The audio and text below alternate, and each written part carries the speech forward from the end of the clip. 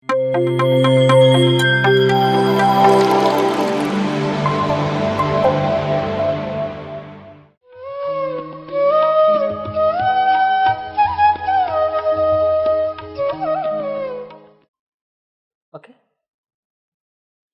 PMC Kannada ವಾಹಿನಿ ವೀಕ್ಷಕರಿಗೆ ಹೃದಯಪೂರ್ವಕವಾದಂತಹ ಸ್ವಾಗತವನ್ನು ಕೋರುತ್ತಾ, ನಮ್ಮೆಲ್ಲರ ಗುರುಗಳಾಗಿರುವಂತಹ ಬ್ರಹ್ಮಶ್ರೀ ಸುಭಾಷ್ ಪತ್ರಿಜಿಯವರಿಗೆ ಆತ್ಮ ಪ್ರಣಾಮಗಳನ್ನು ಸಮರ್ಪಿಸುತ್ತಾ, ನಮ್ಮೆಲ್ಲರ ಗುರುಮಾತೆಯಾಗಿರುವಂತಹ ಸ್ವರ್ಣಮಾಲಾ ಪತ್ರಿ ಮೇಡಮ್ನವರಿಗೂ ಸಹ ಆತ್ಮ ಪ್ರಣಾಮಗಳನ್ನು ಸಮರ್ಪಿಸುತ್ತಾ,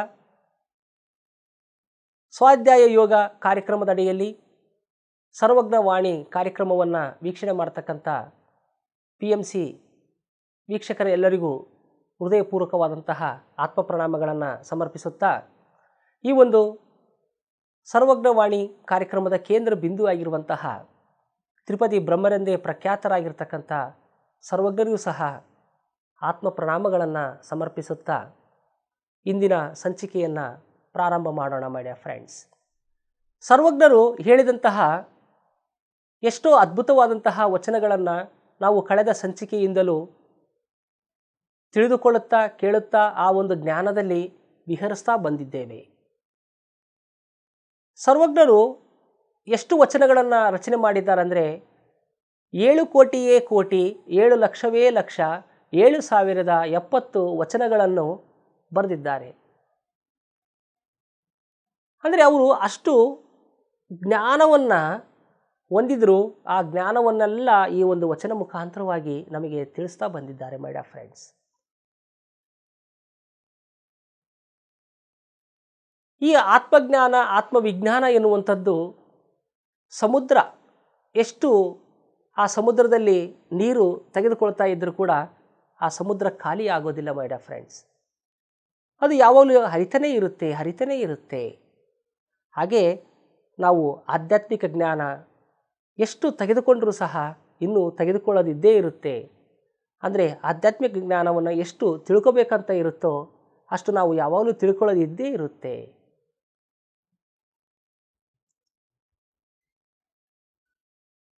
ಆ ಜ್ಞಾನವನ್ನು ನಾವು ಯಥೇಚ್ಛವಾಗಿ ಸ್ವೀಕಾರ ಮಾಡಬೇಕು, ಯಥೇಚ್ಛವಾಗಿ ತೆಗೆದುಕೊಳ್ಳಬೇಕು.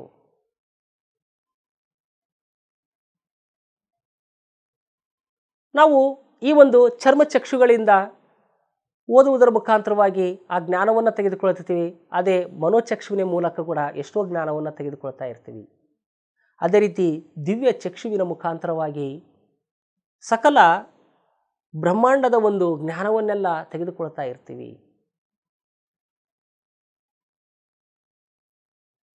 ಅಂದರೆ ನೀನು ಧ್ಯಾನದಲ್ಲಿ ತಲ್ಲೀನನಾದಾಗ, ಧ್ಯಾನದ ಆಳದಲ್ಲಿ ಹೋದಾಗ ಸಕಲ ಭೂಮಂಡಲದ ಒಂದು ಸಕಲ ಸೃಷ್ಟಿಯ ಒಂದು ರಹಸ್ಯವೆಲ್ಲವೂ ನಿನಗೆ ತಿಳಿದು ಬರುತ್ತೆ ಎನ್ನುವಂತಹ ವಿಚಾರವಾಗಿ ಸರ್ವಜ್ಞರು ಅವರ ಒಂದು ವಚನಗಳನ್ನು ಮುಖಾಂತರವಾಗಿ ನಮಗೆ ಹೇಳ್ತಾ ಇದ್ದಾರೆ. ನಾವು ಕೇಳ್ತಾ ಇರ್ತೇವೆ,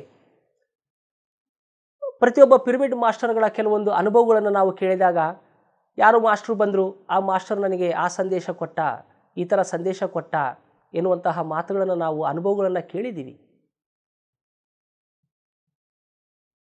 ಈ ಒಂದು ಪೃಥ್ವಿಯಲ್ಲಿ ಮತ್ತು ಬ್ರಹ್ಮಾಂಡದಲ್ಲಿ ಇರುವಂತಹ ಆ ಒಂದು ಜ್ಞಾನವೆಲ್ಲವೂ ನಾವು ಧ್ಯಾನದಲ್ಲಿ ಕುಳಿತಾಗ ನಮಗೆ ಆ ಸಮಸ್ತ ಜ್ಞಾನವೂ ಉಂಟಾಗುತ್ತೆ.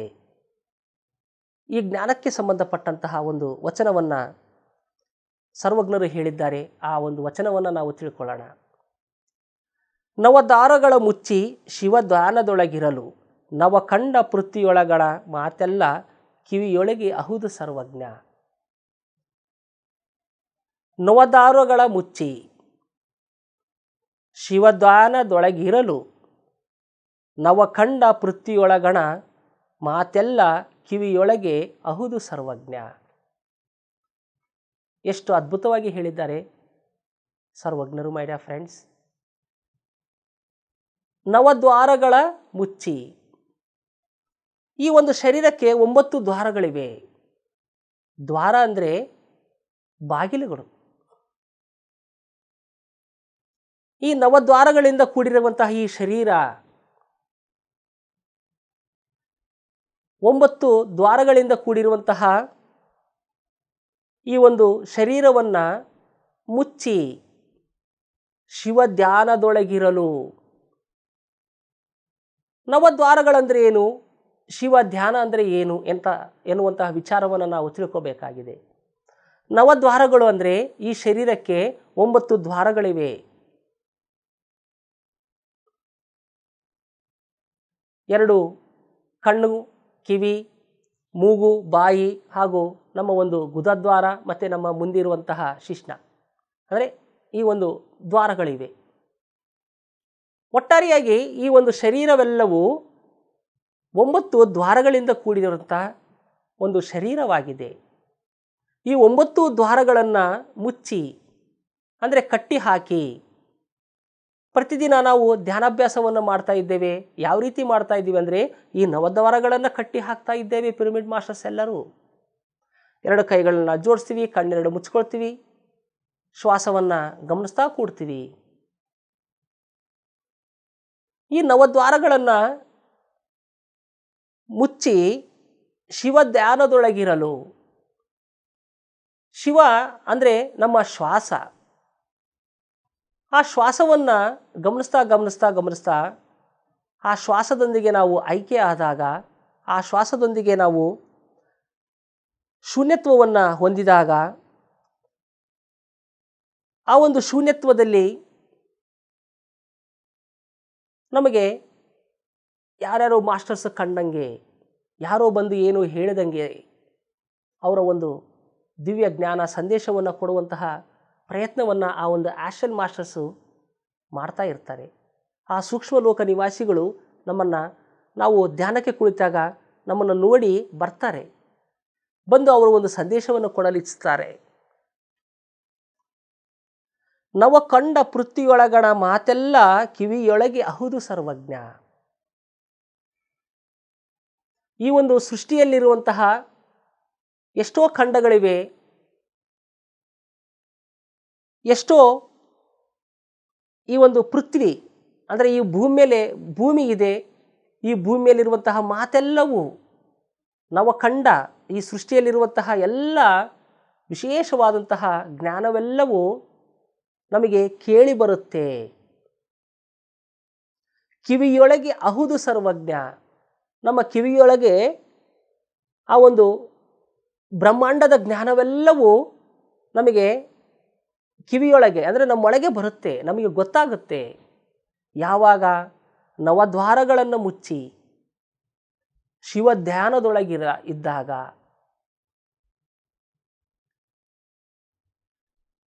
ನಾವು ದೀರ್ಘವಾದಂತಹ ಧ್ಯಾನ ಸಾಧನೆಯನ್ನು ಮಾಡಿದಾಗ ನಮ್ಮ ನವದ್ವಾರಗಳನ್ನು ಮುಚ್ಚಿ, ಅಂದರೆ ನಮ್ಮ ನೋಡುವುದನ್ನು ಬಿಟ್ಟು, ಕೇಳುವುದನ್ನು ಬಿಟ್ಟು, ಮತ್ತು ಮಾತನಾಡುವುದನ್ನು ಬಿಟ್ಟು, ನಮ್ಮ ಚೇಷ್ಟೆಯನ್ನು ಬಿಟ್ಟು, ಇವುಗಳನ್ನೆಲ್ಲ ಬಿಟ್ಟು ನಮ್ಮ ಒಳಗೆ ನಾವು ಪ್ರಯಾಣ ಮಾಡಿದಾಗ, ಆ ಶ್ವಾಸದೊಂದಿಗೆ ಇದ್ದಾಗ, ಆ ಶ್ವಾಸದೊಂದಿಗೆ ನಮ್ಮ ಮನಸ್ಸು ನಿರ್ಮಾನುಷ ಆದಾಗ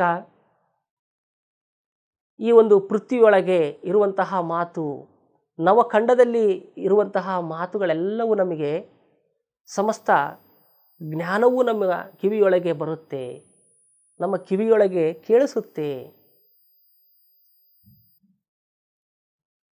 ಸಮಸ್ತ ಸೃಷ್ಟಿಯ ರಹಸ್ಯವೆಲ್ಲವೂ ನಮಗೆ ಕಿವಿಯೊಳಗೆ ಕೇಳಿಸುತ್ತೆ, ಅಥವಾ ಆ ಒಂದು ದಿವ್ಯ ಚಕ್ಷುವಿನಿಂದ ನೋಡ್ತೀವಿ. ನೋಡುವುದನ್ನು ನೋಡ್ತಾ ಇರ್ತೀವಿ, ಕೇಳುವುದನ್ನು ಕೇಳ್ತಾ ಇರ್ತೀವಿ. ಆ ಒಂದು ಉನ್ನತ ಸ್ಥಿತಿಯಲ್ಲಿ ನಾವು ಸೇರಿದಾಗ, ಆ ನವದ್ವಾರಗಳನ್ನು ಮುಚ್ಚಿ ಆ ಶಿವಧ್ಯಾನದಲ್ಲಿ ಇದ್ದಾಗ, ಅಂದರೆ ನಮ್ಮ ಮನಸ್ಸು ಶೂನ್ಯಾಗಿ ಪರಿಶೂನ್ಯಾಗಿ ಮಹಾಪರಿಶೂನ್ಯ ಆದಾಗ ನಾವು ನೋಡುವಂತಹ ಮಾಸ್ಟರ್ಸನ್ನು ನಾವು ನೋಡ್ತಾ ಇರ್ತೀವಿ. ಆ ಮಾಸ್ಟರ್ಸ್ನಿಂದ ಎಷ್ಟೋ ಜ್ಞಾನವನ್ನು ನಾವು ತೆಗೆದುಕೊಳ್ತಾ ಇರ್ತೀವಿ. ನಾವು ನೋಡೋದನ್ನು ನೋಡ್ತಾ ಇರ್ತೀವಿ, ಕೇಳುವುದನ್ನು ಕೇಳ್ತಾ ಇರ್ತೀವಿ. ಇದನ್ನೇ ಕಿವಿಯೊಳಗೆ ಅಹುದು ಸರ್ವಜ್ಞ.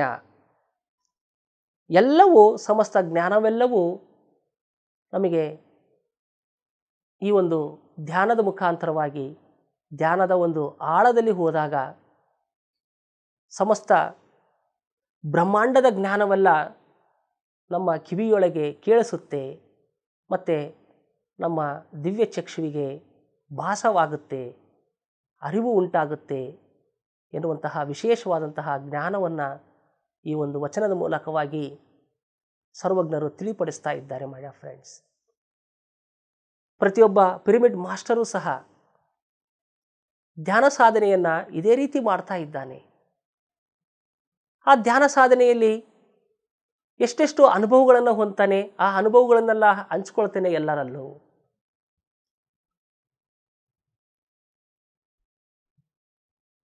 ನಾನು ಸಹ ಧ್ಯಾನವನ್ನು ಮಾಡಿದಾಗ, ಆ ಧ್ಯಾನದಲ್ಲಿ ಆಳದಲ್ಲಿ ಹೋದಾಗ ಎಷ್ಟೋ ಜನ ಮಾಸ್ಟರ್ಸು ಕಾಣ್ತಾರೆ. ಆ ಮಾಸ್ಟರ್ಸ್ಗಳು ಹೇಳುವಂತಹ ಕೆಲವೊಂದು ಜ್ಞಾನವೂ ಸಹ, ಆ ಮಾತುಗಳು ಸಹ ನಾನು ಕೇಳಿದ್ದೇನೆ.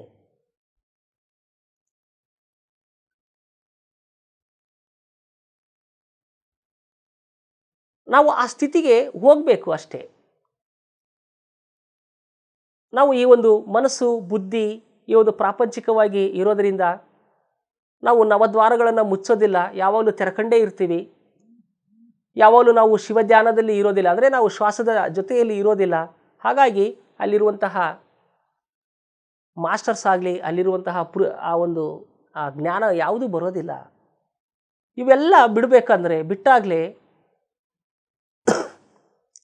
ನಾವು ಆ ಒಂದು ಶೂನ್ಯ ಸ್ಥಿತಿಗೆ ಹೋದಾಗಲೇ ಆ ಒಂದು ಮಾಸ್ಟರ್ಸ್ ಕಾಣ್ತಾರೆ, ಅವರು ಒಂದು ಜ್ಞಾನ ಸಂದೇಶವನ್ನು ನೀಡ್ತಾರೆ. ಒಟ್ಟಾರೆಯಾಗಿ ಈ ಒಂದು ಭೂಮಂಡಲದ ಈ ಒಂದು ಪೃಥ್ವಿ ಮತ್ತು ಈ ಒಂದು ಸಮಸ್ತ ಬ್ರಹ್ಮಾಂಡದ ಒಂದು ಜ್ಞಾನವನ್ನೆಲ್ಲ ನಾವು ತಿಳ್ಕೋಬೇಕು ಅಂದರೆ ನಮ್ಮೊಳಗೆ ನಾವು ಶೂನ್ಯತ್ವವನ್ನು ಹೊಂದಿ, ನಮ್ಮೊಳಗೆ ಆ ಒಂದು ದಿವ್ಯ ಚಕ್ಷುವಿನೊಂದಿಗೆ ನಾವು ಇದ್ದಾಗ ಆ ಒಂದು ಸೂಕ್ಷ್ಮ ಲೋಕ ನಿವಾಸಿಗಳು ಬಂದು ಏನು ಹೇಳಬೇಕು ಅದನ್ನು ಹೇಳ್ತಾರೆ, ಏನನ್ನು ತೋರಿಸ್ಬೇಕು ಅದನ್ನು ತೋರಿಸ್ತಾರೆ ಕೂಡ. ನಿನ್ನ ಒಂದು ಪ್ರಶ್ನೆ ಒಂದೇ ಆಗಿರಬೇಕು, ನನಗೆ ಸಮಸ್ತ ಬ್ರಹ್ಮಜ್ಞಾನವನ್ನು ನನಗೆ ಪ್ರಸಾದಿಸಿ ಎನ್ನುವಂತಹ ಒಂದು ಪ್ರಶ್ನೆ ಇದ್ದರೆ ಸಾಕು. ಆಗ ಹೇಳುವುದನ್ನು ಹೇಳ್ತಾರೆ, ತೋರಿಸುವುದನ್ನು ತೋರಿಸ್ತಾರೆ ಆ ಒಂದು ಆಸ್ಟ್ರಲ್ ಮಾಸ್ಟರ್ಸು, ಆ ಸೂಕ್ಷ್ಮ ಲೋಕ ನಿವಾಸಿಗಳು. ಅಂದರೆ ನಮಗಿಂತಲೂ ಆಧ್ಯಾತ್ಮಿಕವಾಗಿ ಹೆಚ್ಚು ಜ್ಞಾನವನ್ನು ಹೊಂದಿದಂಥವರು. ಅವರ ಜ್ಞಾನವೆಲ್ಲ ನಮ್ಮ ಕಿವಿಯೊಳಗೆ ಬರುತ್ತೆ. ಇದನ್ನು ಏನಂತಾರೆ, ಆಶ್ಚರ್ಯವತ್ತು ಶೃಣೋತಿ ಅಂತ ಹೇಳ್ತಾರೆ. ಶ್ರವಣ ಮಾಡ್ತೀವಿ, ಆಶ್ಚರ್ಯಕರವಾಗಿ ಶೃಣೋತಿ ಅಂದರೆ ಶ್ರವಣ ಮಾಡ್ತೀವಿ. ಸಕಲ ಬ್ರಹ್ಮಾಂಡದ ಜ್ಞಾನವನ್ನೆಲ್ಲ ನಾವು ಕಿವಿಯಿಂದ ಶ್ರವಣ ಮಾಡ್ತೀವಿ. ಆ ಶ್ರವಣದಿಂದಲೇ ನಮ್ಮ ಒಂದು ಆಧ್ಯಾತ್ಮಿಕ ಜ್ಞಾನ ವಿಸ್ತಾರವಾಗ್ತಾ ಹೋಗುತ್ತೆ. ಒಟ್ಟಾರೆಯಾಗಿ ಮೈ ಡಿಯರ್ ಫ್ರೆಂಡ್ಸ್, ಈ ಒಂದು ವಚನದ ಮುಖಾಂತರವಾಗಿ ಸರ್ವಜ್ಞರು ನಮಗೆ ತಿಳಿಪಡಿಸ್ತಾ ಇದ್ದಾರೆ, ನಾವು ಮಾಡಬೇಕಾಗಿರೋದು ಧ್ಯಾನವನ್ನು. ಆ ಧ್ಯಾನದಲ್ಲಿ ನಾವು ಆಳವಾಗಿ ಹೋದಾಗ, ನಾವು ಆ ಒಂದು ಶೂನ್ಯತ್ವವನ್ನು ಹೊಂದಿದಾಗ ಸಕಲ ಸೃಷ್ಟಿಯ ಒಂದು ರಹಸ್ಯವೆಲ್ಲವೂ ನಮಗೆ ಅರಿವು ಉಂಟಾಗುತ್ತೆ, ಸಕಲ ಜ್ಞಾನವೆಲ್ಲವೂ ಬರುತ್ತೆ, ಸಕಲ ಆ ಒಂದು ಆಧ್ಯಾತ್ಮಿಕ ಜ್ಞಾನವೆಲ್ಲವೂ ಉಂಟಾಗುತ್ತೆ ಎನ್ನುವಂತಹ ವಿಶೇಷವಾದಂತಹ ಈ ಒಂದು ವಚನದ ಮುಖಾಂತರವಾಗಿ ನಮಗೆ ತಿಳಿಸ್ತಾ ಇದ್ದಾರೆ. ನಾವು ಧ್ಯಾನ ಸಾಧನೆಯನ್ನು ಮಾಡೋಣ, ಆ ಶಿವ ಧ್ಯಾನದೊಳಗಿರೋಣ. ಆಗ ಇಡೀ ಬ್ರಹ್ಮಾಂಡದ ರಹಸ್ಯವನ್ನೆಲ್ಲ ನಾವು ತಿಳ್ಕೊಳ್ಳೋಣ ಅಂತ ಹೇಳ್ತಾ, ಇಂತಹ ಒಂದು ಅವಕಾಶ ಮಾಡಿಕೊಟ್ಟಿರ್ತಕ್ಕಂಥ PMC ಕನ್ನಡ ವಾಹಿನಿಯವರಿಗೆ ಹೃದಯಪೂರ್ವಕವಾದಂತಹ ಧನ್ಯವಾದಗಳನ್ನು ತಿಳಿಸುತ್ತಾ ಇಂದಿನ ಈ ಕಾರ್ಯಕ್ರಮವನ್ನು ಮುಕ್ತಾಯ ಮಾಡೋಣ. Thank you. PMC Kannada channel ಅನ್ನು ಲೈಕ್ ಮಾಡಿ, ಶೇರ್ ಮಾಡಿ, ಸಬ್ಸ್ಕ್ರೈಬ್ ಮಾಡಿ ಮತ್ತು ಮಾಡಿಸಿ. ಎಲ್ಲರಿಗೂ ಧನ್ಯವಾದಗಳು.